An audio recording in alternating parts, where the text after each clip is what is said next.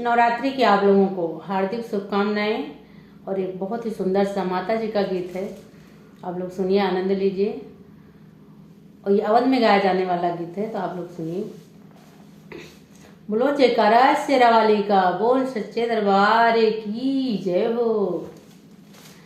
माई महारानी की मोहनी मूर्तिया कलेजा छुएला हो, कलेजा छुएला। जैसे अड़वल के फूलवा से रस चुएला हो, की रस चुएला।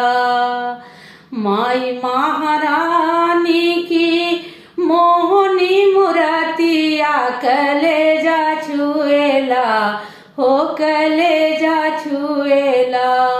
जैसे अड़वल के फूलवा से रस चुएला हो, की रस चुएला। मथवा मुकुट टीका सोहेला ललाट हो, नाक में नथनिया आखी कजरा सोहात हो, कजरा सोहात हो।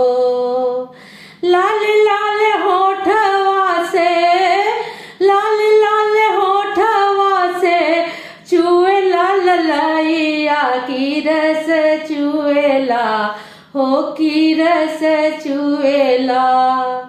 जैसे अड़वल के फूलवा से रस चुएला हो, की रस चुएला। हाथ में चूड़ीवा सोहे संग खन के कंगनवा, हाथ में चूड़ीवा सोहे संग खन के कंगनवा। पाँव में पयलिया सोहे चमके रंगनवा, चमके रंगनवा। राधिका लगाए हैं मैया संग प्रीतिया की रस चुएला हो, की रस चुएला। जैसे अड़वल के फूलवा से रस चुएला हो, की रस चुएला। माई महारानी की मोहनी मूर्तिया कलेजा छुएला हो, कलेजा छुएला। जैसे अड़वल के फूलवा से रस चुएला हो, की रस चुएला।